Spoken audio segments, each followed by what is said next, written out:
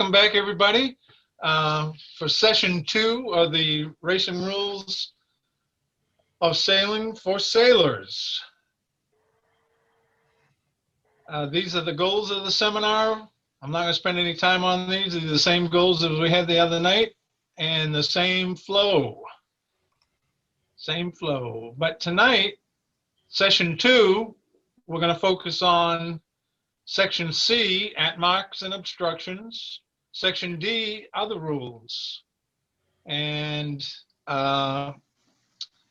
before I go forward, let's just do a quick review of session 1. I know there's a couple of you on the line that weren't on session 1, and I think Jolene and Eric recorded it, so you could go back and look at it. She included a link in the link for tonight's session. But a quick review, we learned that competitors follow and enforce the rules. And that's pretty important, the enforcement part. A lot of people, you know, they put it on race committee to enforce the rules, but actually the Racing Rules of Sailing say it's the competitors who follow and enforce the rules. Also, we learned that if you break a rule, you take a penalty. It's self-enforcement. You don't have to wait until somebody protests you. If you broke a rule, by all means, and exonerate yourself by taking a penalty. Always try to determine which tack boats are on that are near you, and that's a good practice to always try that. Always be trying to do that.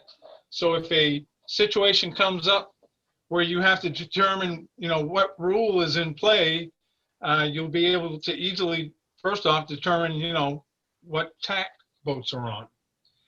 Rules are applied between 2 boats at a time. One of the right-of-way rules is always on, and we learned that the right-of-way rules are in Section A.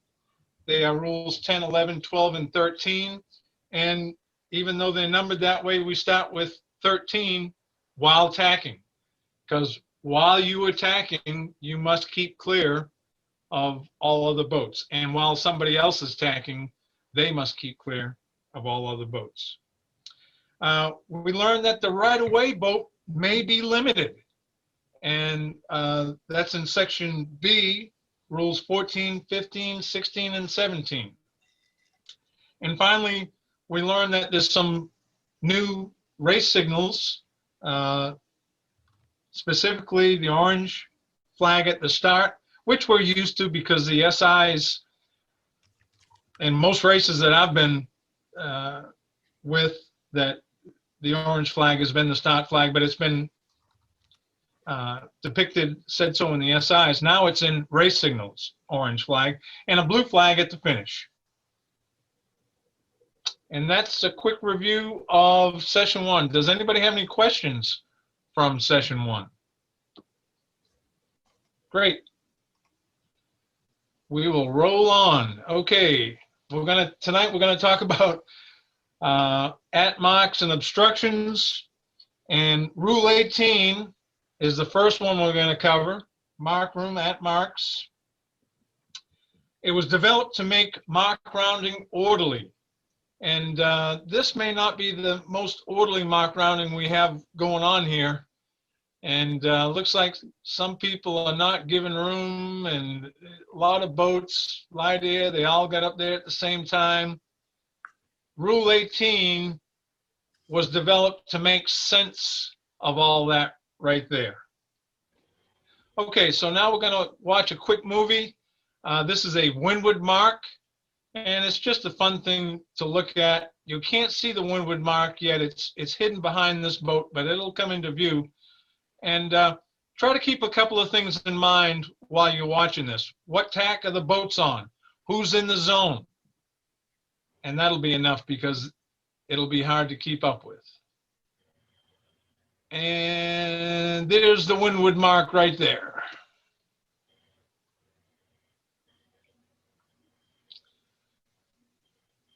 And so we have a number of boats in the zone. We got folks head to wind. We've got definite contact between boats.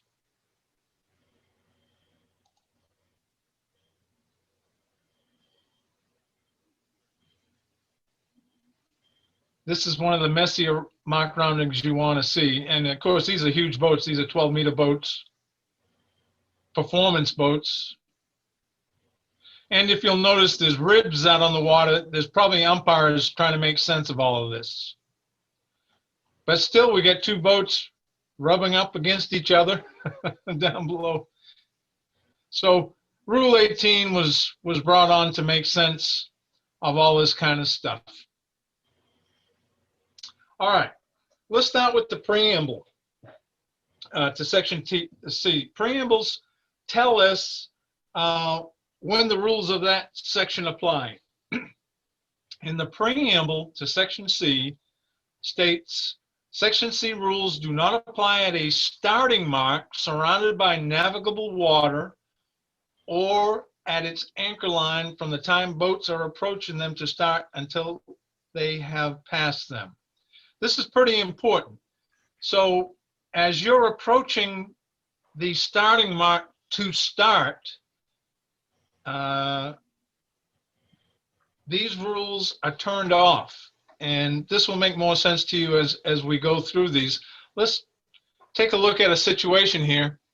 So we get the P flag up.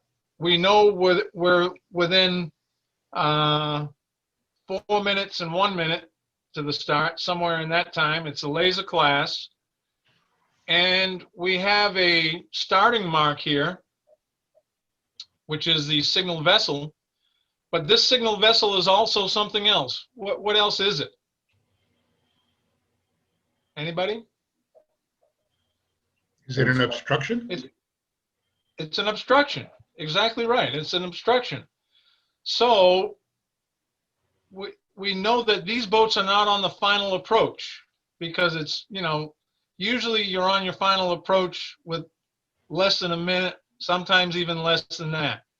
So the P flag is still up, so we know we get at least more than 1 minute before we start. So we got two boats approaching an obstruction, and the right-of-way boat here is blue by Rule 11, windward leeward, right? On the same tack, overlapped. Windward leeward is what sailors like to refer to that rule as.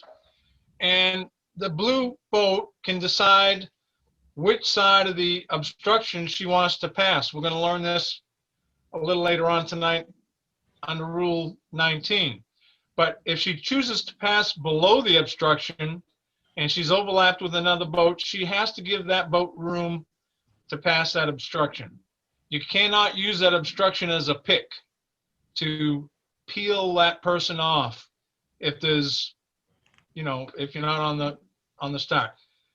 Let's look at within, as boats are approaching the start. These boats are approaching the start. In fact, the start is right here at position 3.5. So as they're approaching the start, there's no mark room because the preamble says that the Section C rules are turned off, which is mark room, Rule 18, and room in an obstruction 19. So there is no mark room. So this is purely a overlapped on the same tack, windward leeward, Rule 11. And remember that at position 3.5 at the start, these boats now have a proper course. There's no proper course before the start. So blue could actually have taken these folks up a little higher, but she chose not to. And remember that if green insists on poking in here, blue, you can't drive them into the committee boat, into the signal vessel. Best thing you can do is come on down, let them in, and then protest them for breaking Rule 11, which is often referred to as barging by sailors, barging. All right. However, remember the preamble's at the start. This is a finish. This is a finish. So the Section C rules are on. The Section C rules are on. So here we have two boats coming up to finish. Blue is clear ahead as she enters the zone. So what does that mean? Well, we're going to learn tonight. She gets mark room, and in your definitions of mark room. So blue has mark room, and you can see yellow go ahead and gives blue mark room, as she should. Over here, green is first to the zone. Remember, we talked about it's a race to the zone. And as we look here, red is overlapped inside. So we're going to learn that when you're overlapped inside, you get mark room. So red had mark room, green didn't give it. Red should probably protest green for breaking Rule 18, 18B specifically. And we're going to cover all of this, all these kind of scenarios tonight. Okay, mark room. This is a long rule. It tries to cover every situation under the sun. I'm not going to read all of these right now because we're going to revisit each of these with a scenario. But mark room, first we're going to learn when it applies, and then it has all these caveats of when it does not apply. And we'll look at a situation for each of these. And we're not done yet. This is a new part. Rule 18 no longer applies between boats when mark room has been given. Oh. And we're going to discuss why that was entered this quad into the rules.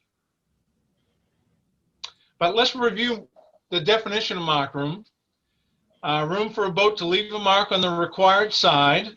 Also, and remember, this is a definition in that definition PDF I gave you. And also the definitions are in the front of the rule book.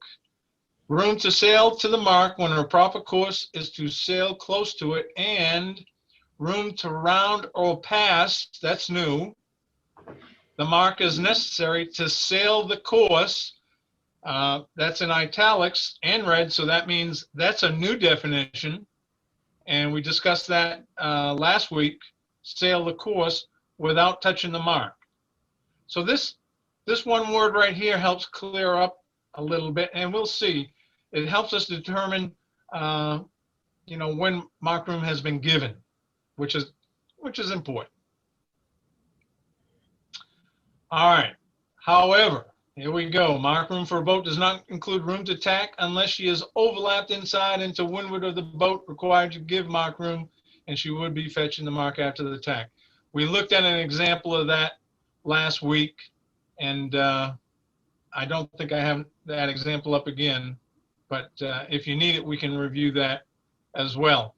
But let's visualize mark room, and we can think of mark room as a corridor that is slightly larger than the boat due mark room. Now, wind and wave conditions come into play. Current, if there was, let's say if there was an adverse current running across the course in this direction, maybe mark room would be over here a little wider because, that's the room she needs to get to the mark. But in simple terms, this is how we can visualize mark room, and this is how we can write at position 4, yellow is past the mark. We're assuming that the next mark is in this direction to the bottom of the screen. So right here, she's past the mark, and mark room has been given. If it was a reach mark, this would be a little different. She would be kind of up here when her stern passed the mark and mark room would have been given.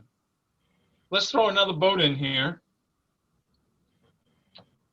and we can see mark room visualized. And I like this concept of a corridor. It's slightly wider than the boat that's given mark room, and it can help us to see exactly how much mark room we get, and if we're blue, how much mark room we need to give. How much mark room we need to give. So Jerry, All right. Yes. go back to the corridor slide. Yeah. If we come in close, we might exit a little wide just because of the turning characteristics of the boat.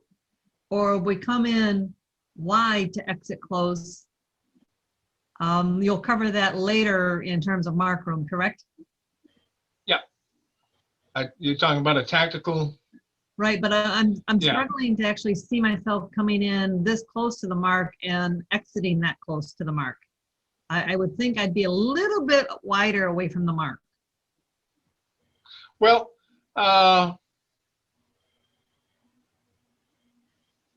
let's look at mark room again.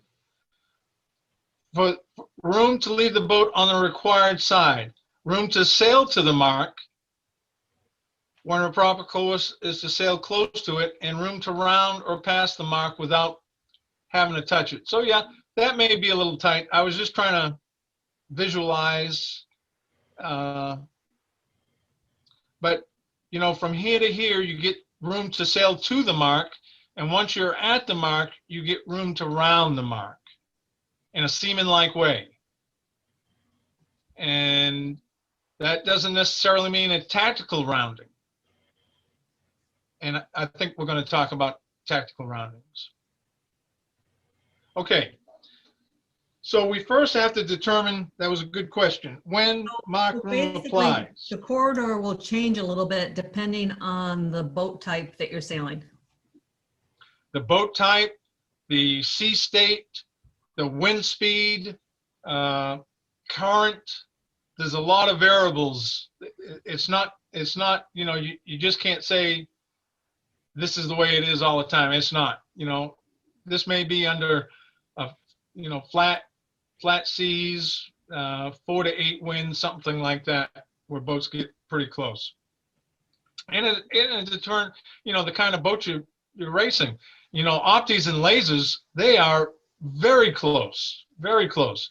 But bigger boats tend to, you know, need more room, especially when the stern comes around. You have to make sure there's plenty of room there for the rounding. So, okay. When Rule 18 applies. So before we talk about giving mark room, let's figure out when Rule 18 applies. And it applies between boats when they are required to leave a mark on the same side and at least one of them is in the zone. So we have a windward mark here. They have to both leave it to port. Yellow is in the zone and she is clear ahead. And so mark room applies. At least one of them is in the zone. So a good thing to think about, what I like to think about it when I'm thinking about mark room, it's not a race to the mark, it's a race to the zone. You want to be the first one to the zone. That's where the race is, because once you get to the zone, you get room to round that mark. That's one way I like to look at it. Okay, so this animation, you can see Blue's calling for room. Does Blue get room? Anybody? Come on off of mute and tell me what you think. No. The port boat. He didn't reach Okay. the zone. He didn't reach in the zone either. Okay, so let's take port starboard first. Are they overlapped? Yes. Yes. And so remember, they're overlapped when they're below 90 degrees. So when they're going downwind and you're on opposite tacks, remember the definition, they are overlapped. So these two boats right here are overlapped. And if the second part, if you look closely at yellow's transom, they're overlapped. They are overlapped. So blue is due mark room because she's the inside boat. And this is one scenario where I find a lot of people and misunderstand or don't understand. And it's a tough one because the angles going downwind for overlap are a lot more extreme. You can see, just by looking at that, you wouldn't think they were overlapped. But if you look carefully and analyze it, they're definitely overlapped. Neither boat is clear astern. And by definition, overlapped, even though they're on opposite tacks, overlap always applies to boats on the same tack unless they're more than 90 degrees off the wind. So Jerry, is this a So in this- starboard? Is this a starboard rounding of the mark? They're leaving it to starboard, right?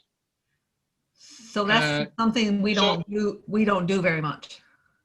Okay, well, let's just say same scenario and make it a port rounding. Let's say right here, these guys are going this way now. Would the mark room change? Yellow Still would have- be, yellow would be inside at that point. Absolutely right. Yellow would then be inside. If this mark was to be left to port, yellow would be inside.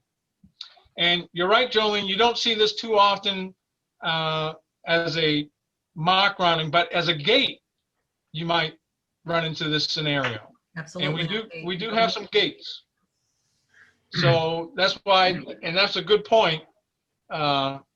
This, I think most of us would run into in a situation where there's a leeward gate. And so you really have to be on your toes thinking about this overlap and mark room going downwind. Jerry, I think Take if you're some gonna talk about gates, you should have an example with gates, because one boat could be going to one mark, the other one could be going to the other, and the rule applies totally differently then, right? It all depends on which zone they're in. And I think I might have that, or if not, I can bring it up on my little boats. But let's see if I have that scenario coming up. Can I just So ask a this quick was- question before you go? Oh, I Yes. thought you were going to the next one. I'm not sure that I understand, and I'm sorry if it's a stupid question, where the overlap is with one. Is it boat one yellow and the blue boat has overlap on the one has overlap on the blue one is overlapping on the yellow one? I have the same question. I don't get it either. Okay. Thank you for. I think it depends. We need to define if we're port rounding or starboard rounding before we can apply any of the rule here. Well, No. Well, even if the Not for mark overlap. even if the mark were over, we would still have to determine overlap around the mark wherever it was, and I just don't understand the overlap there. I'm not Okay. saying you're wrong. I just don't understand. I don't know. Okay, well, I only know overlap when you're next to each other. So Lee, Yes. well, Boats are that's a good overlapped. thing.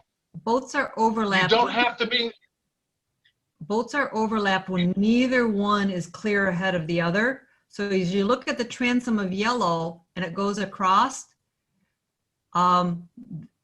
it is not clear ahead of blue. And then if you look at the transom of blue one, it isn't clear ahead of yellow. So when two boats are coming downwind at angles to each other, they are typically overlapped. yeah. And this is a tough one, and don't feel bad, because this is one that a lot of folks don't get right, this overlap going downwind. It's very tricky. The angles are very extreme, but you don't have to be close to a boat or next to a boat to be overlapped with it. You can be, these boats are 5-6 boat lengths apart. They can still be overlapped. I feel like Overlap. the yellow is Uh-huh. clearly ahead of the blue one. To me, it looks like the yellow number one is already meeting the zone, and the blue one is way back. But Yellow is definitely yellow is definitely clear ahead. But look, No. if she turned even more this way, if you follow her transom line, it can almost go, very high. Any boat within that transom line is overlapped with her. Okay. So yellow is clearly in the lead, Yes. but they are overlapped. They're not clear And ahead of since each blue- other. It would help me if you can define what overlap means in this case. It's certainly not the transom crossing the hull of the other boat, the line from the, So Perhaps we should review the oh, definition of clear ahead, clear astern, and overlap. I'm going to read it right now. Actually, let me get the new book. And JC, we sent this out in the definitions PDF, which you might have.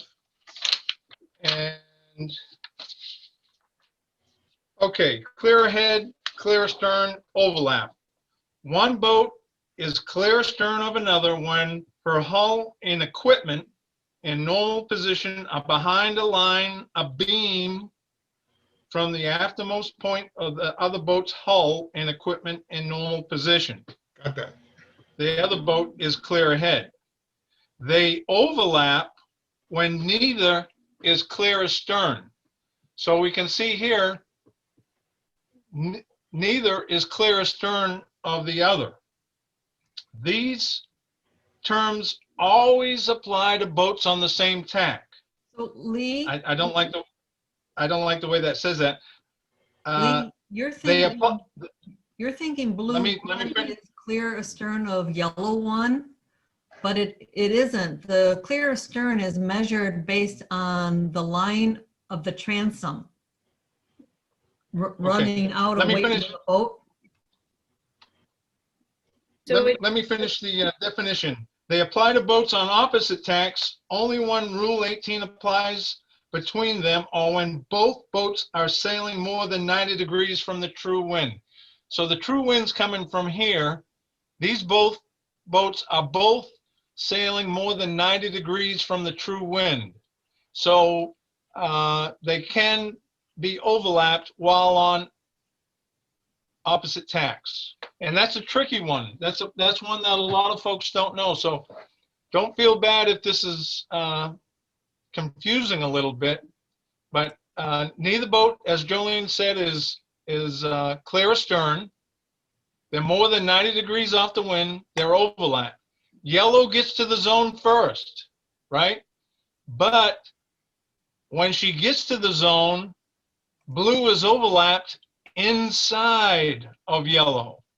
Therefore, yellow must give blue mark room, and she gets it. Now, if this mark was to be left to starboard, and the boats, let's say blue's course was over this way more, and yellow's course was over here, and they basically the same position, yellow would reach the zone first. They'd still be overlapped. However, yellow would be the inside boat, and yellow would then get mark room. okay, Is that helping anybody? Jerry, I think you meant to say if the mark was to be left to port, not left to starboard. Is that correct? Left to port, right? I think maybe I got it. So if blue was behind the line of beam, clearly a beam of yellow's stern. Yeah. Transom. She was way up here. Then she would be clear behind, or clear astern. Right. But because Clear she's astern, right. inside that line, she is overlapped. Okay. All right. Great questions, everybody, and keep them coming. And I'll try to answer them the best I can. And thank you, Jolene and Eric, for helping out to explain this. All right. However, this is when it does not apply. Okay, so we just looked at when mark room applies. Remember, then we have all of these when it does not apply. And mark room does not apply between boats on opposite tacks on a beat to windward. So here we have port entering the zone overlapped with green. She's the inside boat as this mark is going to be left to port. However, they're on opposite tacks on a beat to windward. Therefore, mark room does not apply. I think most of us have that down pretty solid. Okay, this one you can just forget. It took me and Eric some time to come up with a scenario that even made this fit. So between boats on opposite tacks, when the proper course at the mark for one, but not both of them is the tack, that's right there. But this never happens to us unless you're on a trapezoid course. You can forget B, and I think I recommend you do that. Between a boat, it does not apply. Remember, these are the caveats again. When mark room applies, between a boat approaching a mark and one leaving it. So here we can see that green, at position 3, green is leaving the mark and red is approaching the mark. Mark room is off. Who is right of way? Can anybody tell me who's the right of way boat in this scenario? Red. Well, what tack, who was that now? Red. It would be the red boat. Who's yeah. right? Red boat is right away. Why is that? Leeward boat. Okay, they're on the same tack. Tack. They're on port. They're both on port tack. They're overlapped. Neither is clear astern. So you're absolutely right. Rule 11 on the same tack, overlapped. Red is the right-of-way boat. This is a reason why this kind of scenario is why we have an offset. So we don't drive boats right down into a line of port tackers that are on the ley line. We put an offset out here and we make boats that round, come on out, and then go down, and then we have some room so we're not driving boats, directly, possibly. And this is a right-of-way boat, so green's in a bad spot there. Very good. Glad you get that. Okay. And if the mark is a continuing obstruction, Rule 18 does not apply, because in that case, if it was a continuing obstruction, Rule 19 would apply. Well, let's see. This is a mark in an obstruction, and it is also a continuing obstruction. This is the Fastnet lighthouse for the Fastnet race, that famous one across the pond. And it's a rounding mark. They start off, I can't remember the name of the place they start right off the top of my head. But they sail way up the coast, round this, and head back. It's a rounding mark, but it's also a continuing obstruction. Rule 18 does not apply. Rule 19 does apply. All right. Slide 21. What makes that continuing, Jerry? What makes it a continuing obstruction? Yes. Well, I don't know if there's a black and white definition of that, but an obstruction is something that you can't pass without a big maneuver. If you're headed straight for the obstruction and you're one boat length away from that, and you have to sail, you have to change your course more than 10 degrees, that's an obstruction. That's how we define an obstruction. A continuing obstruction goes on, and we can see that this obstruction goes on for a while, and that it would be better to have Rule 19 than 18. You wouldn't want people trying to slip inside at this. Eric, do you have a better explanation for a continuing? Well, like you said, Jerry, there is no specific number of boat lengths or distance involved. It's just a matter of, is it an obstruction that remains an obstruction for a while, that takes you more than just a brief moment to pass it? If you're going to continue sailing alongside of it for more than just a brief moment, then it's a continuing obstruction. All right, thank you, Eric. Okay, so what we're looking at here is, this is the new bit of Rule 18. Rule 18 no longer applies between boats when mark room has been given. And this was put in to close a little loophole. The last rules talked about previously 18.2D stated that 18.2B and C no longer applied when mark room was given, but it left out A. And so in order to turn off all three, A, B, and C, when Rule 18 no longer applies between boats when mark room has been given. And in this scenario here, at position 4, mark room has been given. And that's with a downwind, the direction to the next mark is over this way. If the direction to the next mark was over this way, mark room would have ended when the yellow was headed this way and our transom passed right there. So that's a new bit for this quad, and it just closed, no real change to the rules. It just closed a loophole for 18A, .2A. Okay. Hey, Jerry? Yeah. Back to that diagram in the, if you would, for a moment. Absolutely, Jim. So at number 3, yellow, can yellow continue being the leeward boat? Going straight ahead, not ready to make the turn yet? Okay, so what you're saying is she has mark room, but she's also right of way, right? And wants to continue forward just because there's better wind 30 feet ahead? Yes. She's the right of way boat in this scenario. She's on the same tack and leeward of the windward boat, overlapped. So if it tactically made sense, she could, if there was a patch of wind out here that she wanted to get to, she could go for it. But then it's not a seaman-like rounding.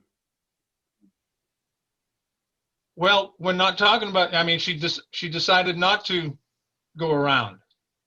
She's not using mark room any longer. Once she continues on, she's past the mark. There's no mark room. But she is the right-of-way boat. I guess we Windward would do leeward. that in match racing for sure. It can be a tactic in match racing and our fleet racing, unless there's some wind you want to get to over here. It just doesn't make sense tactically, I don't think. But that's a good Okay. question, Jim. Thank you. Yep.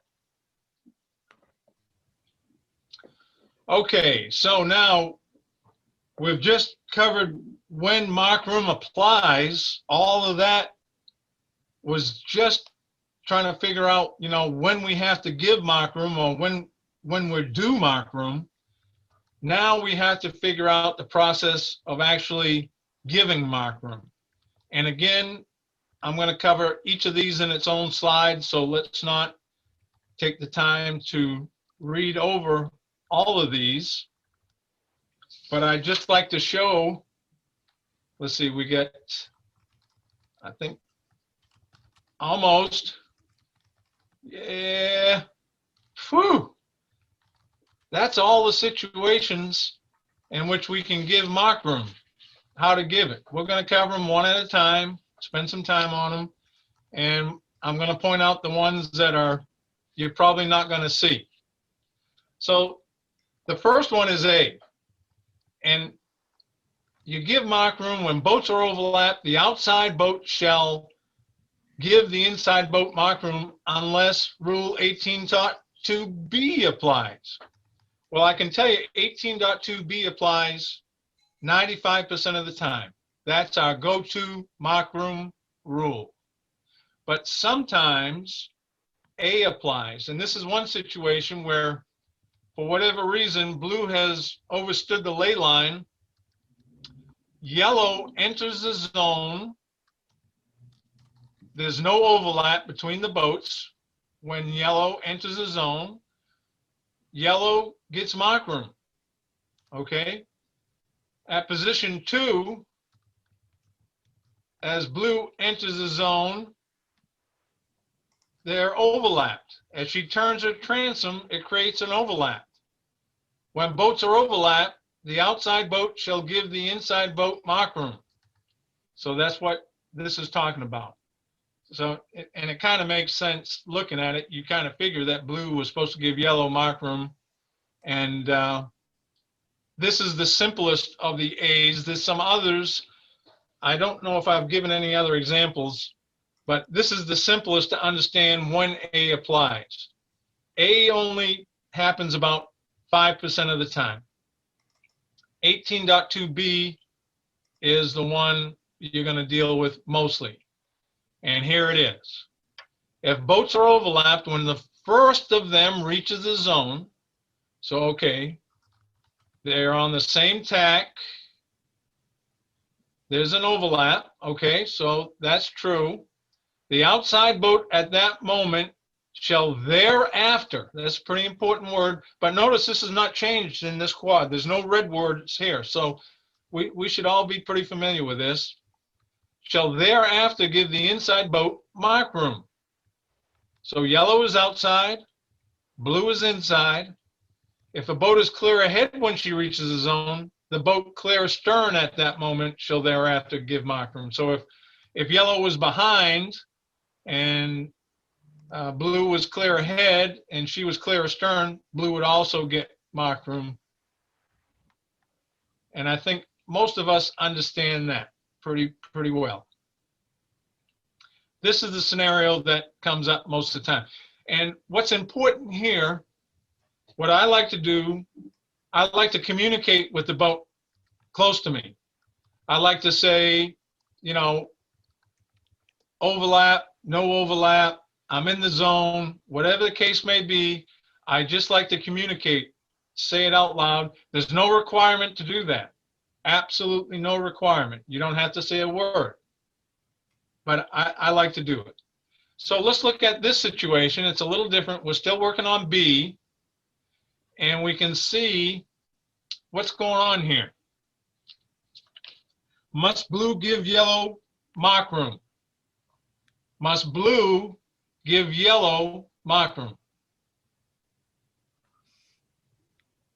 Yes. And why? That's correct. And why? The yellow boat has reached the zone. The yellow boat has reached the zone, but what is key here? She is what? Overlap. Clear ahead. Clear ahead. Absolutely. Fantastic. That was a very good, and this is a tough one. So you can see how important that communication is, because if blue says, oh no, I'm overlapped, and she really isn't, and convinces you that there's an overlap, she gets mark room. But since you are first to reach the zone and you're clear ahead, yellow gets mark room. Now, did blue give yellow mark room? No. No. Blue definitely broke rule 18.2b. No doubt about it. Any questions on that? Hey, I do, Jerry. Okay. So this is a 3 boat length zone, correct? Yep. If the boats are different in size, drastic difference in size, what determines a 3 boat length? Which boat? That's an excellent question. That's one we get sometimes when we're racing Portsmouth in dinghies or Perth in keel boats.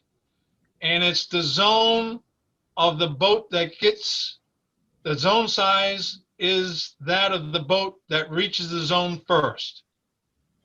Okay, thank you. That's a great question. So if this was an Opti and this was a Buccaneer, that zone would be smaller to the regular Buccaneer zone. But it's the boat that reaches the zone first that determines the size of the zone. That's a terrific question. Well, let's see what's going on here. We determined that blue owed yellow mark room, but it seems to me that yellow is not making any moves to take her mark room. Can blue go in there?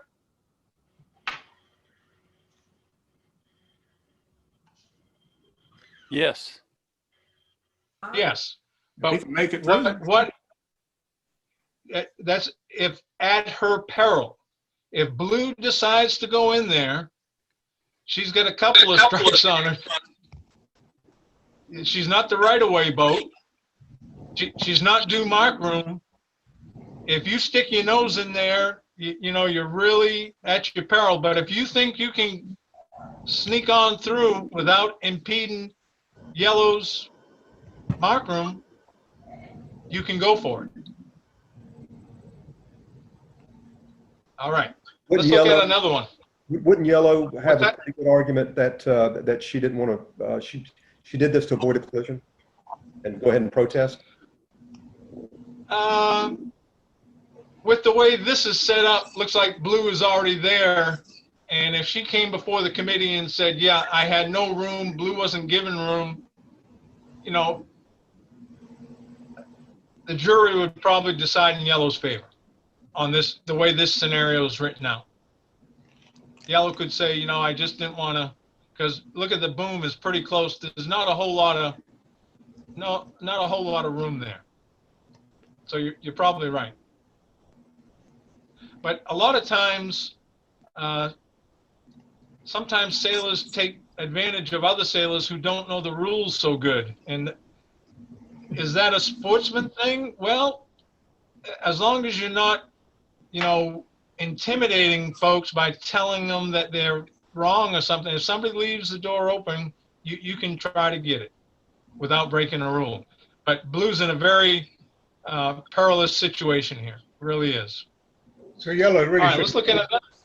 should have closed the door. What's that? So yellow really should have just closed the door. Yellow could have started angling over sooner, no doubt. Okay, so we have another situation. Again, we're leaving the mark to port. Blue is the first to reach the zone. Are they overlapped? That's my first question. Yes. No. Yes. Yes. Lee, Why are they overlapped? They're on opposite tacks. Can they be overlapped? They're greater than 90 degrees downwind. Absolutely right. Terrific. Excellent. When you're more than 90 degrees off the wind, overlap counts when you're on opposite tacks. So they're overlapped, and you can see coming off of blue's transom, boom. They are definitely neither as clear astern. Blue is first to reach the zone, and since they're passing and leaving the mark to port, blue is the inside boat, and she gets mark room. And yellow, you can see, is given that marker. Even though right here, they're on opposite tack. Well, yellow's on port tack anyway, and blue's on starboard. So, all right, very good. That's what I started to say. Wouldn't he be able to call starboard as well? Blue in this situation, right? Blue is the right-of-way boat, who is also due mark room. So she gets, she's very powerful. Okay. Remember, we're still seeing how to give mark room. And when a boat is required to give mark room by 18.2b, she shall continue to do so even if later an overlap is broken or a new overlap begins. We're going to look at a scenario. And if she becomes overlapped inside the boat entitled to mark room, she shall also give that boat room to sail her proper course, and proper course is a word that we spent some time, our term we spent some time on, and we'll probably spend a little more time tonight while they remain overlapped. Let's get right to some scenarios.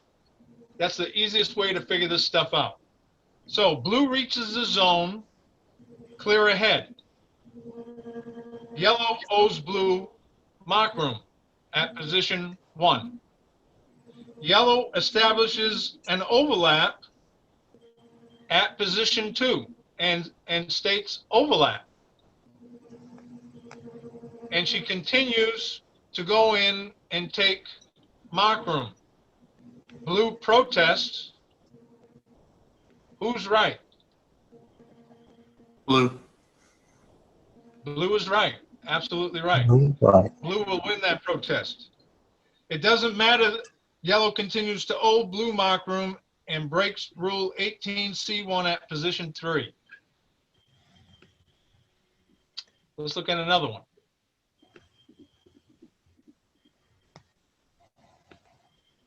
All right. Was So that everybody because knows what was that because she got to the zone first? Is that Ooh. because of the zone, or was that because I think what you're saying is the overlap doesn't matter here. Yeah, because blue established mark room first. Okay, So so even the though- overlap doesn't matter once it's in the zone. Yeah. Okay. Absolutely right. And I'm Okay. sorry I didn't make that clearer, but that's Oh, you absolutely might right. have. Even though an overlap has been established by yellow, it's still too late. Remember, it's a race to the zone. That's the way I like to look at it. And I wish these zones were painted in the water, but they're not. So we have to use our judgment where the zones are at. That's another tough part of these rules. Okay. Does everybody know what shrimping is? Or better yet, have any of you spinnaker boats never shrimped? Last weekend, I shrimp quite a bit. All right. but We I got some honest sailors on the line. We all shrimp, which means that we made a mistake when we brought down, something happened when we were taking down our spinnaker and it ended up in the water in front of our boat. And next thing you know, it's under the boat. The sheets are tied around the centerboard, all kind of stuff going on here. That's shrimping. And so what happens when we reach the zone, well, let's see what, if she becomes overlapped inside the boat, entitled to mark room. So yellow is going to become overlapped inside of the boat, entitled to mark room, because turquoise or blue reaches the zone first, right? And she's clear ahead. But there's an overlap established right about here. She shall also give that boat room to sail her proper course while they remain overlapped. Now the question is here, as yellow came on inside, yellow didn't have mark room, but she saw that blue was over here shrimping and she went for it. And just as she got, about to round the mark, blue recovered and sailed up this way. So my question is, did yellow give blue room to sail her proper course? She think was so in in there this at her case. peril. She was in there at her peril from the You're left. absolutely right. That is correct. But I still But say my she gave her question proper is- room. Did yellow give blue room to sail her proper course? I say yes. Okay. Well, this is how I like to determine it. Let's make yellow go away. If we could take yellow out of here and right here, blue, what would her proper course be? Close hauled, right? It would not be to go, it wouldn't be to luff. Her proper course would be to sail close haul to the windward mark. So yellow has given blue room to sail her proper course here. Even though, blue was due mark room, They became overlapped. And as long as yellow gives her room to sail her proper course. Now, I heard somebody say, well, I could go head to wind. But would that be your proper course? Not in this scenario. No. If you were coming in below the ley line, which I do quite often, I'm famous for coming in below the ley line. I'm not making the mark. If I'm close enough to it, I can shoot the mark, right? I can come head to wind. That's my proper course. That's fine there. But there's no good reason why blue should come head to wind here in terms of proper course. All right. Very good. Well, that's Gary, the only call out I would have, if for some reason blue wanted to tack to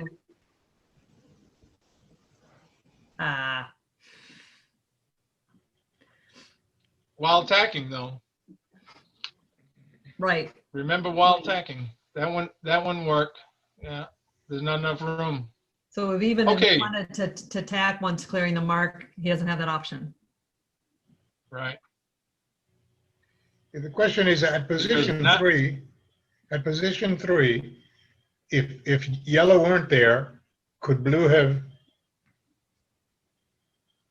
made a right turn and gotten We're just closer to the saying- mark?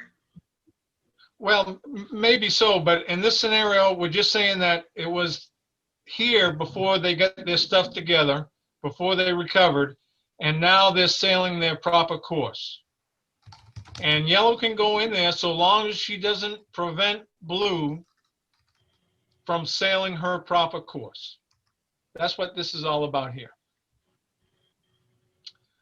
And now we're moving on to D, which says rules 18.2 B and C cease to apply if, that's new, but it doesn't change anything, the boat entitled to mark room passes head to wind or leaves the zone. I think we get some situations here. Okay. So they both came in on port tack. Yellow gets mark room, right? Yellow is actually, she's clear ahead. She's the inside boat. When they reach the zone, as soon as she tacks, as soon as she passes head to wind, mark room ceases to apply. But look what applies at that time. She's what? He's She's a tacking. leeward boat. Oh, Same tack. Well, she's tacked here. So right here, they're on the same tack overlap. So she's a right-of-way boat.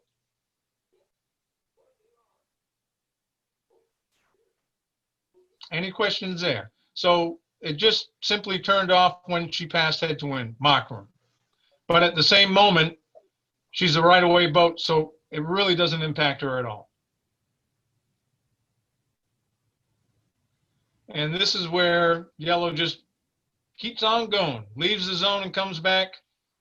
And if you leave the zone, that turns off mark room as well. If there's a reasonable doubt that a boat obtained or broke an overlap in time, it shall be presumed that she did not. And judges are trained in this. So if you want to protest somebody and go to a hearing with judges, and you have to convince somebody that you broke the overlap with the inside boat behind you before you reach the zone, you better have more than, oh, I broke the overlap. Because if that's all you got, you didn't. You got to have some stuff like time, distance, a witness. You have to give something to convince the judges that there's no reasonable doubt that it was broken. And that's where communication comes in. And even if you're communicating with the sailor, they may disagree with you as you're approaching the zone and you say, I'm clear ahead in the zone. And they say, oh, no, you weren't. You weren't clear ahead. I had no overlap. You know, I don't know how that gets resolved easily. You can protest them if you think you're right and see how the jury finds. They'll find facts and they'll apply the rules and they'll make a decision. F. Okay, we're still figuring out how to give mark room. F is one that doesn't come up often. So don't spend a lot of time on this because it's really an unusual scenario. But the trouble with the rules is they have to cover every scenario. They have to cover every scenario. And so that's why sometimes we get rules like F here that we probably will not see. A rare scenario, yellow enters the zone on starboard tack, clear ahead of 2 port tack boats. So yellow's on starboard, and we got 2 port tackers, and she enters the zone clear ahead. At position 2, yellow tacks and gains mark room 18.2A. So that's one situation where A comes into play. Remember way back, I said that A only applies 5% of the time. Well, this is one of those 5%. Turquoise is windward to green and has no opportunity to give yellow mark room. Therefore, she is not required to give it. So the boats are moving fast. Yellow tacks quickly, comes in. There's no way, because green is here, that turquoise can give mark room. What F is saying, that if she is unable to give it, she's not required. So in other words, turquoise here has not broken a rule. Yellow is due mark room, but she can't get it. That doesn't happen too often, but the rules have to cover every scenario. This is another thing just to think about with F. An outside overlap boat must anticipate her obligation. If you are outside overlapped, you must anticipate giving room. Turquoise in this situation must anticipate giving yellow mark room because they're overlapped and they're about to get to the zone. Now, if yellow was a couple of ladders higher, well, then that wouldn't apply. That wouldn't apply. Okay, this is a change for this quad, but the thing is, it's only a change in wording. Passing head to wind. And I have a reliable source that told me they started this with passing wind in the zone, and they decided that wasn't appropriate. So that was a joke, by the way. Didn't nobody got that one? No, I got it. We did. Not admitting. We were laughing. Okay. Okay. Passing head to wind the zone. Nothing has changed from the old quad except for the name. And I think the best way to look at this is we're going to see an example. Now watch this closely. Analyze this closely. Analyze this closely. I want to see who's the sharpest person out here beside Lloyd, Jolene, and Eric. Yellow's on port. Red's on port. Enters the zone. Starboard. Enters the zone at position 2. At position 3, what's going on? Head to wind. First off, Red fouls green why? because it forced green to head higher than. They're both tacking. No, it forced three to head higher than close hauled. Yeah. And had not Green finished. had the to tack. change its course, and green was starboard. Right. Okay, you got it. This is actually port starboard. That's all it is. This is a little red herring I threw in here. This is not 18.3. This is port coming in on port and starboard coming in on starboard, and port must keep clear of starboard. That's all that one's about. Now, let's see an example of 18.3 passing head. And notice, neither one of these is pass head to wind yet. They're both luffing. Is there So is there a scenario there that red would get mark room from green, like if it got there first or overlapped differently? No, because we've had no. that. Remember, they're going. They're on a beat to windward on opposite tacks. No mark room. Okay. If three had been able to complete the tack before green 3 got there, then yes, she could do that. But she didn't. Yeah. In this scenario here, red did not finish the tack and forced 3 to head up to avoid her, and therefore fouled Actually, 3. red's not even tacking here. She's just going head to win. She's still Trying on to port tack, Yeah. head to win. You just made Yeah. the green have to change her course, and she shouldn't have had, green shouldn't have had to. Absolutely. That's absolutely correct. Yeah. Let's look at 18.3 now. Red's coming in, jumps in front of, jumps in front of green that way. You see green had to sail above close hauled. Red broke 18.3, tacking in the zone. Red should, well, what green should say protest. Red come up here and take her turns. Take her penalty turns to exonerate herself. Does everybody see that okay? 18.3. Yep. Let's look at another example. You see here, starboard was on the ley line. Well, what if she's not on the ley line? If she's a little bit above it, same applies. If red in tacking in the zone makes her sail above close hauled, red breaks 18.3. So the moral of this story is, if you're a port tacker coming into a windward mark and you've got starboard tackers, do it this way. Duck those transoms and you'll be in good shape. Unless you have room to do it. Unless you have room to do it. And I think in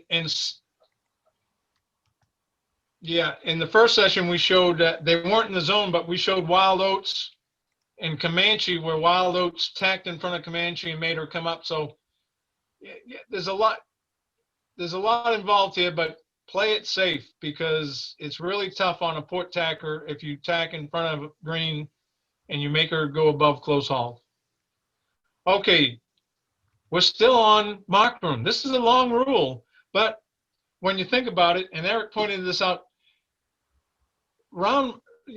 getting a fleet of boats around a mark in an organized fashion is not an easy thing, and 18 does that. So I pick on 18 a lot because it's so long and has so many parts, but it's a good rule. Jiving. When an inside overlap right-of-way boat must jive at a mark to sail her proper course. There's that term again, and you notice it's in italics, so that means it's a definition. Until she jives, she shall sail no further or farther from the mark than needed to sail the course. Rule 18.4 does not apply at a gate. So this is not a change. So if you're approaching a gate, you can just forget about this. Doesn't matter. Here it is, 18.4, jibing. And green is sailing her proper course. Proper course is a course green would sail in the absence of the other boat in the rule. That's important on proper course. I pointed it out the other night. A lot of people think your proper course is your proper course you would sail without any other boats on the course. That's not true. It's the other boat in the rule. And in this instance, proper course is determined with red, the other boat in this rule. Another thing about proper course for one boat may not be the same for another boat. They can be different, especially if they're different classes. So proper course is a tricky term that takes a lot of thought to get right. But right now, 18.4, green is sailing her proper course. When she went to jibe, everything's okay. But look what green does here. She comes on down and goes wide like that. And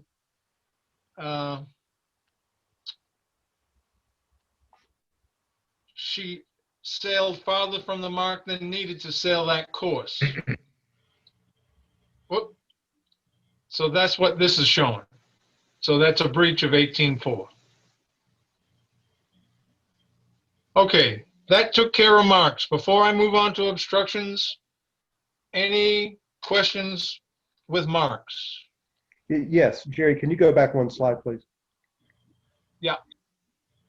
So if green at 3.5 jibes for boom and crashes into red, can she protest red for not giving enough room? Well, it's absolutely. Absolutely. She is the right-of-way boat. She is due mark room. And if she jibes, red is not keeping clear if the boom hits a stay. So Jerry, couldn't What is- Red argue that 3 went too far away from the mark, that 3 should have gone a little closer to the mark? Oh, she can argue it. Obviously, I- Red tried to give her room by bearing away, and 3 just kept going further away from the mark. So in the room, couldn't it be debated? It could be debated, and different juries sometimes unfortunately may not agree. Right. But in I this think- instance here, if these were the facts found, I would be comfortable with saying red did not keep clear. Whereas I would look be at comfortable. the fact that Red bore away to give room from 2 to 3, Maybe, well, apparently not enough though. and look if- at how when they far jibe. 3 Well, is away from the mark. 3 is quite a ways away from the mark. Is there And the question, So the I think question was got greedy. during the jibe, so they would have to be closer. They'd have to be a lot closer together for that boom to hit the stay. So my So question they would is, have to be. is there a sportsmanship question if Green did that without an absolute necessity to do that and without warning red, would that be an unsportsmanlike conduct? How's it going to get If- around the if- mark if it doesn't jibe? Well, it Yeah, clearly got I around. think Green is okay here now.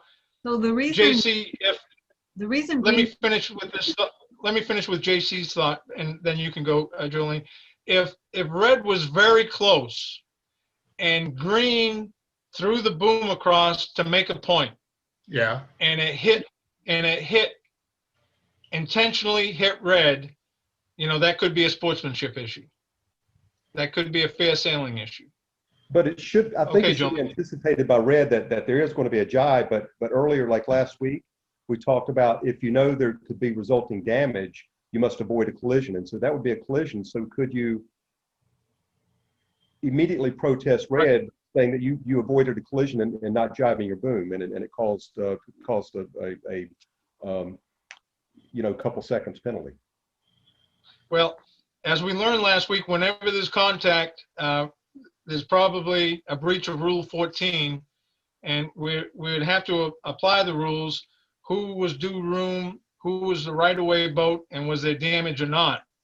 But there's a couple of different little scenarios here. To answer JC, if somebody did it intentionally, and it could have been avoided. Remember, Rule 14 says you'll avoid contact if at all possible.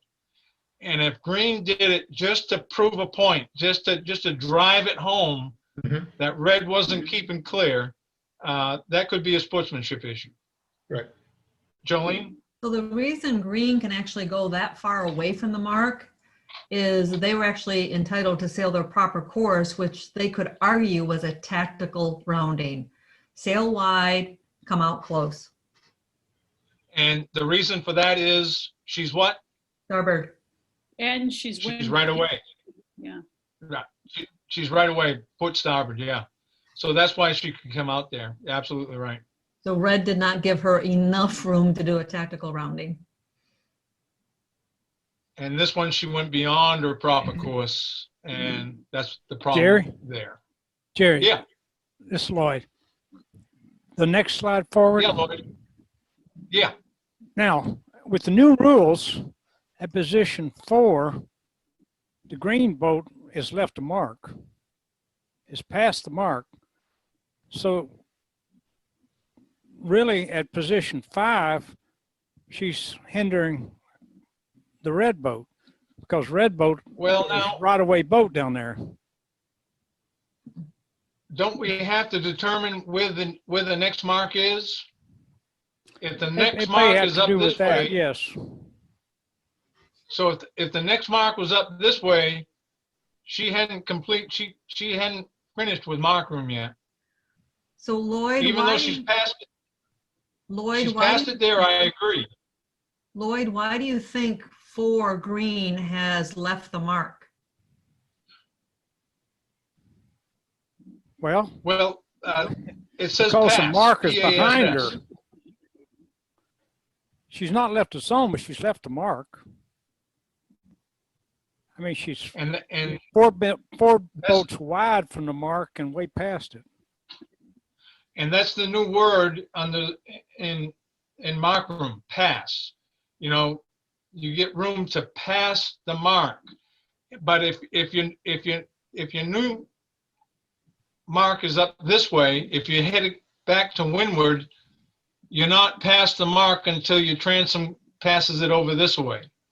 If it was over this way, I don't think she's passed it yet. But of course, I've read where there's some question on that, Lloyd, and I saw with it, some judges said they wish there was a case on that, and there isn't at this time. So you make a good point. She's past the mark, but if the next mark is over this way, if the next mark was over this way, I think you're right. I think mark room is done. But if the next mark is this way or this way, I don't think she's past the mark on her way to the next mark yet. That's my interpretation. I might not be. Eric, what do you say? Well, in my opinion, if the next mark is a windward mark, then at position 4, the mark may be clear astern of green, but it still influences her course. She has not passed it yet. She still has to go around the mark and up to windward again. So my opinion would be that if this is a leeward mark and there's another windward leg, that even at position 4, Rule 18 would still apply because green has not yet passed the mark. Well, let me ask And you if there was this a mark, then. You two guys, what if the green went almost out to the edge of the zone and all the way around? She still hadn't left the mark, and red's got to go way out there? Otherwise, well, that's by what applying what you're saying, 4 could go almost to the edge of the zone and go around before it goes north. No, yeah, but she'd break 18. She'd be breaking 18.4. She's breaking 18.4 then. She can't do that. Remember, she has to jibe close on a proper course. Right. When an overlap must jibe at the mark to sail a proper course. Until she jibes, she shall not sail further from the mark than needed to sail that course. So she sailed Well, she's not doing too that far here. here. Right, she's gone too far. Right. and she broke 18.4. We agree with you, Lloyd. She broke 18.4. Yeah. Okay, obstructions. Thank you, everybody, for hanging in through mark room. It's a tough one. If you have any questions at any time, put them in the chat. Jolene's watching the chat. You can also email me at any time. And if I don't know the answer, I'll try to, I probably know somebody who does. Okay, so room to pass an obstruction, Rule 19 is much like 18. We get a section on when it applies, and then we get a section on how to give room to pass an obstruction. So again, I'm just gonna go through the rule and take it one step at a time. Did I go too far there? Rule 19 applies between 2 boats at an obstruction except. Okay, and then we have these exceptions. So let's look at the first exception. When the obstruction is a mark, the boats are required to leave on the same side. So in this scenario here, we've got a race committee vessel and it's flying the M flag at the windward mark. So that means the mark itself either floated off or went flat. For some reason, that vessel is now the mark. When the obstruction is a mark, the boats are required to leave. So she's an obstruction and a mark at that time. When the obstruction isn't marked, the boats are required to leave. Rule 19 applies between two boats at an obstruction, except when the obstruction isn't marked, the boats are required to leave. So Rule 8, bottom line, Rule 18 applies here. Even though that's an obstruction and a mark, it's both, but it's a mark they have to leave on the same side. This is another one that don't get hung up on. B, the underlined section was made just to close a loophole that would prevent blue from giving green room because yellow is an obstruction to her. But that just doesn't happen that often, and I'm not going to spend much time on that. However, at a continuing obstruction, Rule 19 always applies, and we've already seen an example of a continuing obstruction. Okay, how to give room to pass an obstruction. So just picture in your mind what an obstruction is. And a good way to do that is if you're sailing in your boat and your boat is one boat length from the object, I'm just going to call it an object at this time, and you're aiming for the center of it. If you have to bear off more than 10 degrees, that's an obstruction. Now, how about a leeward mark on a windward leeward course on the final leg when the mark is not a mark of the course, it's just out there? What is it?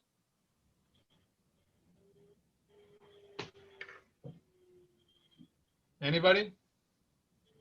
Is it big enough to be an obstruction? I don't think so. A 3-foot cylinder? Probably not. So it's really not an obstruction at that time. We'll get into some examples and I think that'll help. A right-of-way boat may choose to pass an obstruction on either side. This is important. First, we have to determine what an obstruction is. Then you have to know if you're right-of-way. If you're right-of-way, you can choose which side to go on. And when boats are overlapped, the outside boat shall give the inside boat room between her and the obstruction, unless she has been able to do so from the time the overlap began. And see, while boats are passing a continuing obstruction. Let's just look at some examples of these. There's only one new part. It just connected. This used to be one sentence and they put it into two. All right. So here we go.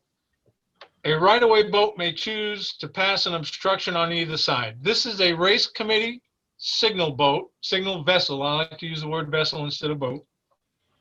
And it is a mark. It is definitely a mark because that's one end of the start line, that's the other end of the start line. However, it's big enough to be an obstruction as well. So that's a key point to understand. An obstruction can be a mark. An obstruction and a mark can be an obstruction. So the right-of-way boat here is blue. As you were, is green, I'm sorry, is the leeward boat. This is just leeward, windward. They're on the same tack and they're overlapped. Green chooses to go below the obstruction. We got 3 minutes to start, so the preamble to part C is not on. So Rule 19 applies. The right-of-way boat chooses to go below the obstruction. A boat overlapped with her to windward, she has to give room to pass that obstruction. Now, if green chose to go above, she can do that. She absolutely has the right to go above, but of course she has to start turning up. The key is here that green can't use the committee boat as a pick and get close and just, pick blue off. If she's going to pass below, she has to give blue room to pass below. All right, so now we have a photo boat on anchor in this situation. Rule 19 applies. Yellow, the right-of-way boat, may choose to pass on either side of the obstruction. When yellow decides to go below the obstruction, 19.2b turns on. So when yellow, she could have gone above, she's right away. But when she chose to go below, turquoise decided to go with her, and yellow must give turquoise room, even though she's the right-of-way boat, to go below. That's how that works. So on that, go back to that slide. So for those skippers who basically felt that they really couldn't make it past the photo boat and so decided to duck, and then the blue boat also decided to duck, would you find that unsettling? There is no current. You would expect, you know, the wind coming from the direction shown, but you decided to play it safe and go below the photo boat. Would you have expected blue to also do that? And if they did, would you know that you had to give them room? I think at the point that you know blue cannot head up and doesn't have the ability to head up on the other side, then you have to give them room. Until that point, you can head up. Yeah, it seems like the blue could have held its course too before Right. it decided to cover. But covering is a strategy, isn't it? So And it's her option. If she wants to go with yellow to cover, yellow has to give her room to do so. That's a good point. That's a good point. So that tactically, of course, blue wants to stick close to yellow, wants to keep her covered. Yeah. All right. So we're still on this one. Is green an obstruction?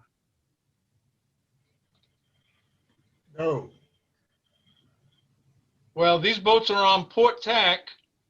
She's on starboard tack. They got to keep clear. I think she's an obstruction.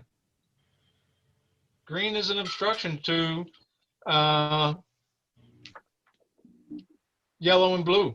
doesn't green have And so red yellow, wings? But green is, I thought an obstruction could not be moving. Continuing obstruction No. cannot be moving. yeah, she can, an obstruction can move. Yeah, and she's moving. No Doesn't doubt about it. right away, or is she not in the race? She's No, you're correct. She's right away. She's right away, and that makes her an obstruction to these boats because they have to keep clear of her. Ah, Right? I see. I see. So at position 2, yellow has decided to duck green, and blue calls for room and gets it. Yellow has In to, other words, yellow can't peel her off, peel blue off. yellow has to give blue also enough room to duck green. Right. Yeah. Okay, so this is a long, convoluted one. This is the Jerry, second go part. back one. Yeah. Could yellow not have told blue, I need to tack, and then tack? Yeah, we hadn't got there yet. That's Okay. we're getting there. That's an option. All right. Way back here, yellow could have said, you know, room to tack, and we're going to cover that. But just in this, when boats are overlapped, the outside boat shall give the inside boat room between her and the obstruction. That's all I'm trying to show here. But that's a good point. Who's that, Phil? Yeah.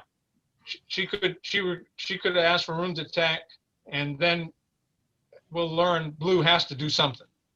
And she All would right. have had to ask it at position 1, not position 2.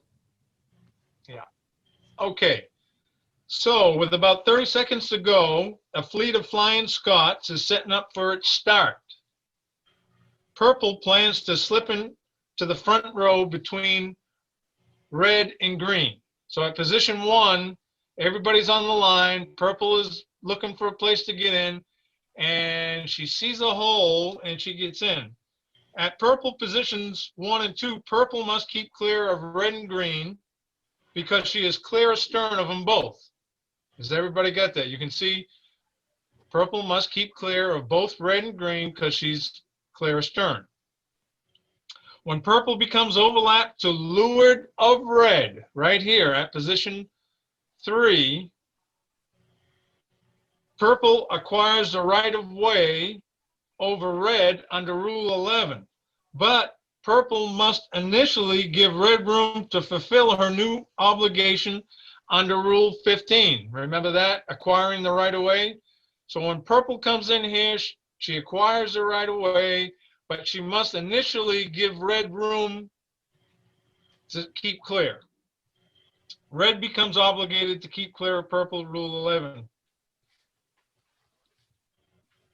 Okay. Also, she must also give purple room between her and green, an obstruction. So green is an obstruction to purple. And under Rule 19.2, unless, despite trying to give room for the time the overlap began, she is unable to do so. So what I'm trying to get to through all of that is that I don't think green can do anything else to give room to purple. I think she's done everything. She's unable, unless she has been unable to do so from the time the overlap began. That's all I'm trying to show in this scenario. But it just goes to show, when you poke in the line here, a lot of things happen all at one time to boats on this side of you and to boats on this side of you. All right. This is a continuing obstruction here. If there was contact there, that's before the start. So there would not be protest for contact, right? Oh, Rule Yeah, 14 I know, that's never what sleeps. Like if there was contact, what would happen? Yeah, well, it all depends on who was right away and who was keep clear. So let's just say, for example, that red, after 10 seconds of purple being in here, floated down and came and bumped into, red would probably be found to have broken Rule 14. And maybe purple too, but since purple is right away, she would be exonerated and red would be disqualified for her breach. So what? Lee, keep in mind, boats are racing from the prep signal. We don't know where. You kind of dropped out. Did you have more question? Hello? Well, there's no prep flag showing. There's no class flag showing. So it seems to me the race has started. Or they haven't put the prep, or they haven't put the class flag up. One of the two. That's my fault. I need to put up a class flag. Okay. Let's just But assume now, a class flag one was of up. those boats, like if it did a turn for hitting, would it exonerate it? Yeah, you can always exonerate yourself, but you have to keep clear of other boats while you take your penalty turn. What Jolene was saying, when you're racing and you start racing when the prep is up 4 minutes before the warning comes down, you're racing. So anytime you break a rule during that time, to exonerate yourself, you have to take a penalty or risk being protested. Rule 14, though, never sleeps. Even before the prep is up, if you hit somebody and you cause damage or serious damage, you should, if it's serious damage, you should retire. So there's still penalties for Rule 14. Rule 14 never sleeps. That's a good way to think about that one. Jerry, if neither boat is racing? Yeah, if neither boat is racing and you hit them, you can still break Rule 14. Rule 14 never sleeps. Okay, 55. Blue is not entitled to room. This is this big, long, while boats are passing a continuing obstruction. If a boat was clear astern and required to keep clear, becomes overlap between the other boat and the obstruction. And at the moment the overlap began, there's no room for her to pass between them. She is not entitled to room. So blue is sticking her nose in here, trying to leverage herself in here, but she's not entitled to room. Leeward boat room at the continuing obstruction is what blue states. Yellow says no room, protest, protest. Blue loses. There's no room there. While the boats remain overlapped, she shall keep clear, and 10 and 11 do not apply. We don't, in our racing, I was trying to think of a continuing obstruction, maybe up on Carr Lake when the water's low and those peninsulas stick way out in the water. That would be a continuing obstruction. I think Eric helped me think of that one last time.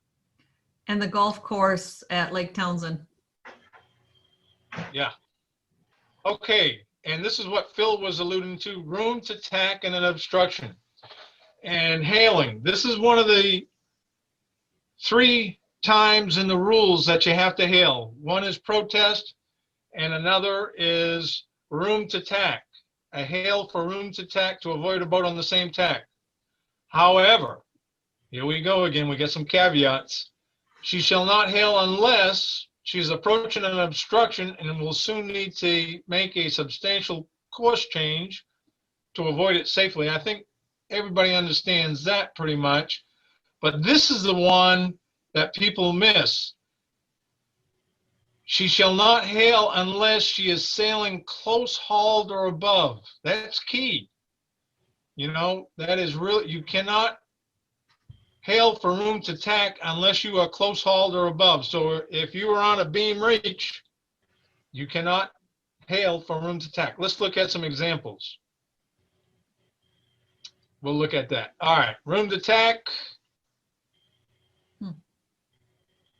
That all worked out pretty good. So between here and right here, red hailed purple for room to tack. Purple immediately tacked, and so didn't red. Everything's good here. That's the way it should work. Jerry, that looks a little close to me.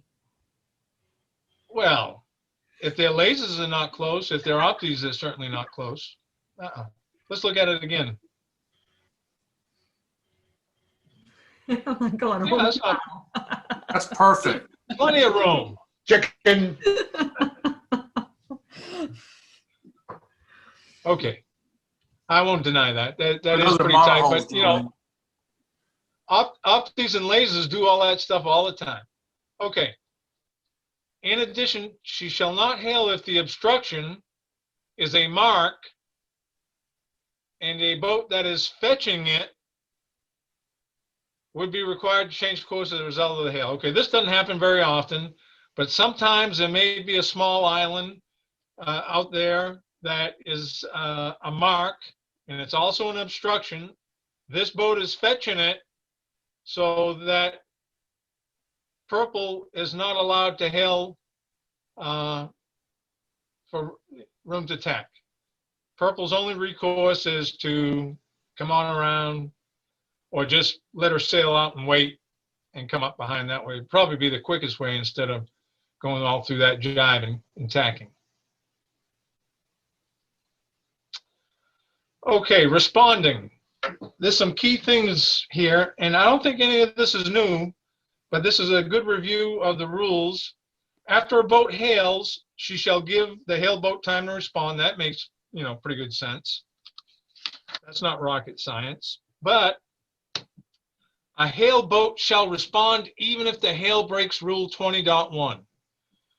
So even if you think the boat that's hailing you is wrong, you must respond. You shall respond. You can't say, you're not sailing close haul. You can't do that. If they're sailing on a beam reach and they hail for room to tack, you cannot say, no, you're sailing below close haul. You shall respond. Either by tacking as soon as possible or by immediately replying. The third hail that I can think of, protest, room to tack, you tack, and then giving the hailing boat room to tack and avoid her. When a hailed boat responds, the hailing boat shall tack as soon as possible. Let's look at some scenarios. We'll look at that. Okay. So what we got going on here, a hailed boat shall respond even if the hail breaks 20.1. So red here hails for room to tack. She's below close hauled. She breaks rule 20.1. Not only that, she should have tacked as well, we're going to find out, although that is getting pretty close there. There's probably one room. A hail boat shall respond by either tacking as soon as possible or by immediately replying, "You tack," and then giving the hailing boat room to tack. Okay, so what happened there? Let me go back. Room to tack. Pink didn't immediately tack. Right. So the tactic that red was being covered, right, by purple, and so she used that to break the cover. That's not correct. The hailing boat shall tack as soon as possible. She is broken that rule. But I do think purple attacked as soon as they could. I mean, it heard the hail and they, immediately tacked. Right. And red could have tacked, but chose not to. Red is wrong. Red had to tack. Red cannot use this to free herself from her rival and sail off unimpeded. So purple should protest red. Yes. Yep. Absolutely correct. Passing on a hail to another boat. So when a boat has been hailed for room to tack and she intends to respond by tack, and she may hail another boat on the same tack for room to tack and avoid her. She may hail even if the hail does not meet the conditions of Rule 20.1. Let's take a look at the example right here. So we're coming to an obstruction. We've got 3 port tackers coming to a starboard tack boat. The starboard tack boat is an obstruction to all 3. Red hails for room to tack. Purple hails blue for room to tack. Blue tells purple, "You tack." Purple tacks. Red tacks. Blue ducks. That's the way it's supposed to work right there. Perfect. Everybody is playing by the rules.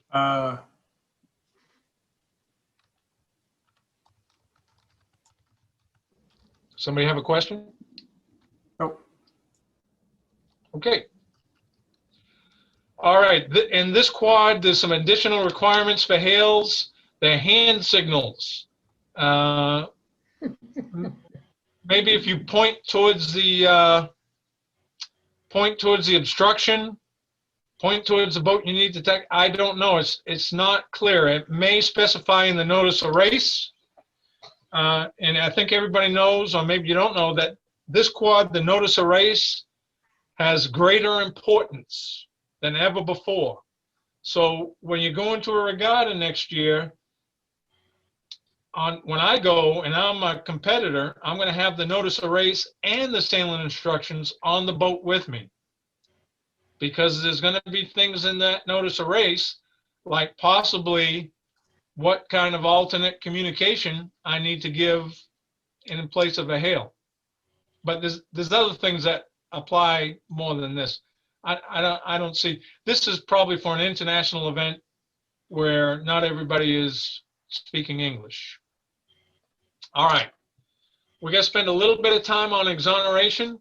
This is an exoneration was 21 was moved to Rule 43. We're going to go look at that in just a moment. These rules, other rules, were just renumbered. However, I want to point out hull. A boat sailing towards the pre-start side of the starting line of one of its extensions after her starting signal to start or to comply with the rules shall keep clear of a boat not doing so until her hull is completely on the pre-start side of the line. So I think every rule is hull except for the definition of overlapped, which is hull, crew, and equipment. And that's a big change this year.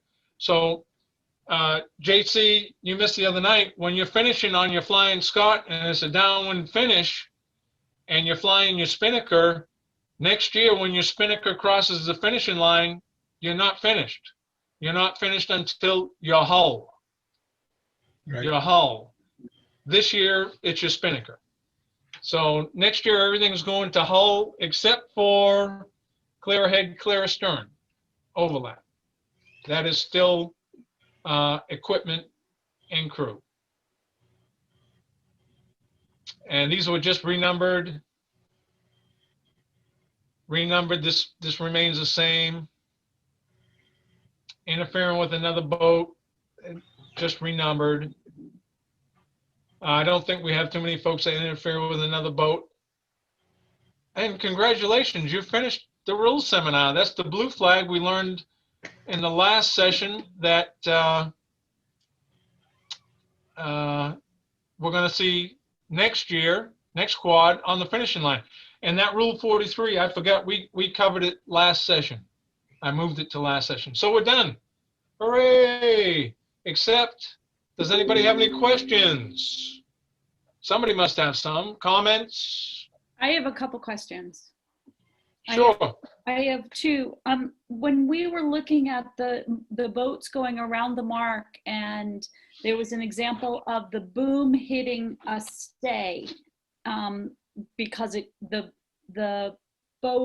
outside boat did not give enough room to the inside boat to tack, and the boom hit the stay. Would that be the responsibility if that outside boat did? Would that outside boat have to do turns instead of just getting a protest out there?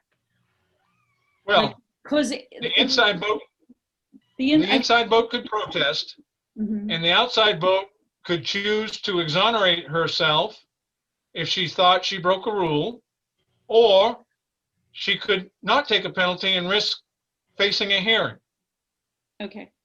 And I have one other question related to that.